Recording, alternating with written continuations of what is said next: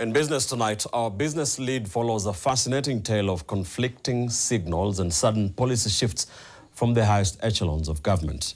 President William Ruto has officially overruled his own Treasury Cabinet Secretary, directing that the tax-free pay-as-you-earn threshold be lifted to 30,000 shillings. But with a 40 billion shilling revenue deficit now staring back at the exchequer, NTV Sylvia Kadhoni Muse asks who exactly is steering the economic agenda. Good news for employees earning 30,000 shillings and below. And a sudden change of that. Some people there in the Treasury came back and said, oh, Mr. President, this is going to be very big. It's going to cost us 40 billion shillings in this budget. I told them, let's do it. And that is why we will be putting a proposal before Parliament to say all the low-income earners, the people who earn up to 24,000, they've been paying pay-as-you-earn at 10%.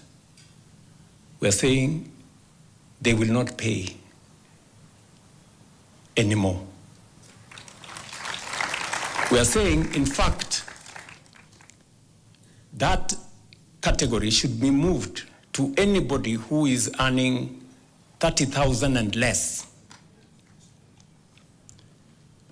They will not pay any taxes. Talk about a plot twist. Just 3 days ago, Treasury Cabinet Secretary John Mbadi was singing a completely different, much more sober tune. Defending the state's boundaries, he made it clear that the final decision rested on his desk and the numbers simply weren't adding up. On PAYE, I think my team has concluded their work. They have presented their report to me. It is now at a point of making a decision. We have to make a decision. Of course, when I talked about this matter, I said there are implications because it's going to leave us with a budget hole. So, what triggered the change? Before the president's sudden announcement today, corporate giants like the Kenya Bankers Association and labor unions through KOTU heavily cornered Parliament's Finance Committee.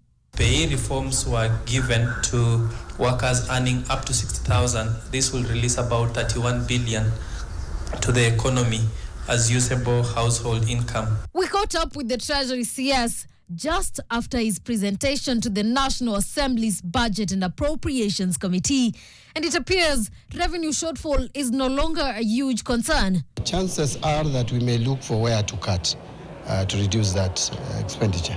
But again, we are dealing with projections.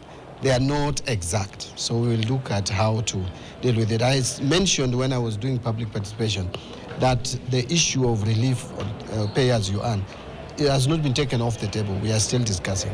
And I will tell you, we discussed with the president even in the morning before he made the announcement.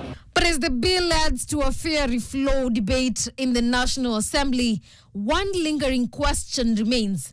Is this relief finally guaranteed for the Kenyan worker, or will it join a long familiar list of popular promises that simply never saw the light of day? It's a big win for the payslip. How the very tight budget is going to accommodate this projected shortfall is a question that only the Treasury can answer. Sylvia Kadhoni, NTV, Nairobi.